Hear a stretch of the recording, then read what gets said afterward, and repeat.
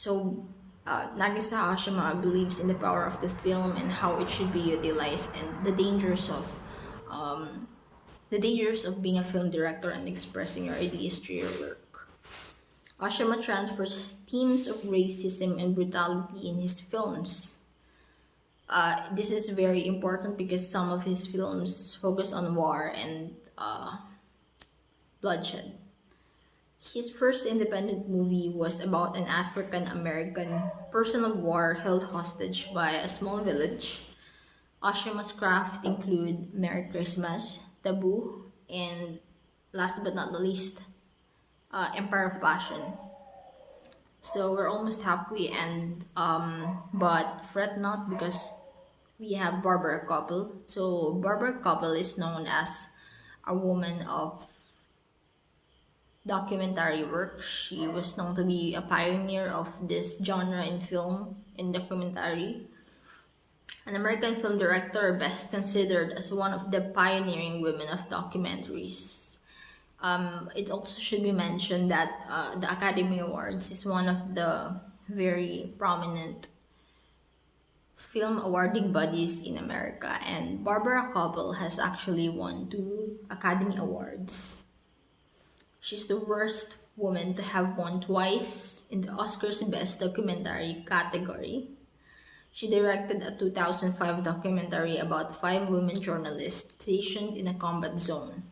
And this documentary was also deemed as culturally significant, and it was chosen by the National Film Registry to be included in their collection. Her craft include Harlan County, USA, Shut Up and Sing, and last but not least, American Dream. Next, we have D.K. Welchman.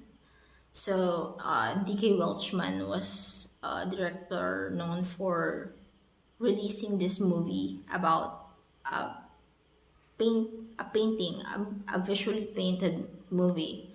And he, rather she is a Polish filmmaker best known for co-directing the world's first hand-painted feature film, Loving Vincent, 2017. She graduated from the Academy of Fine Arts in Warsaw.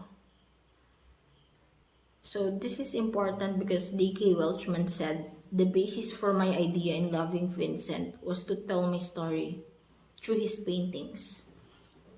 So this goes to show that, well, in my opinion, that D.K. Welchman wanted to show the people how important it is to have like a good work ethic, and she showed it through her dedication of hand painting every frame in the film that she made.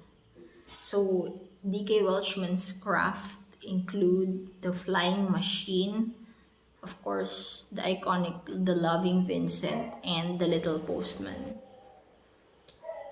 Of course, who could ever forget Hayao Miyazaki? Hayao Miyazaki is known to be the co-founder of Studio Ghibli. He is a director known for his pacifism and feminist themes in his movies. And his films were deemed to be a comfort films by other audiences.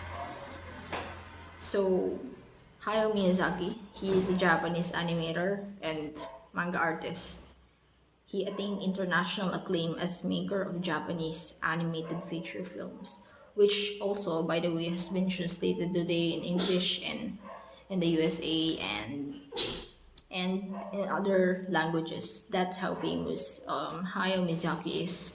His work on Spirited Away, released in 2001, has won the Academy Award for Best Animated Feature.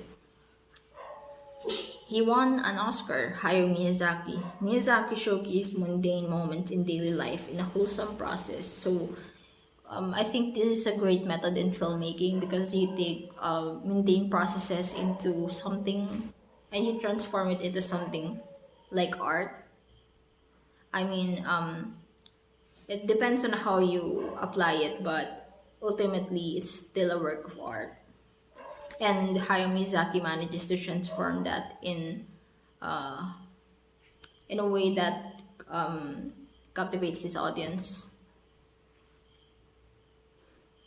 His films often center on pacifism, environmentalism, and feminist movement.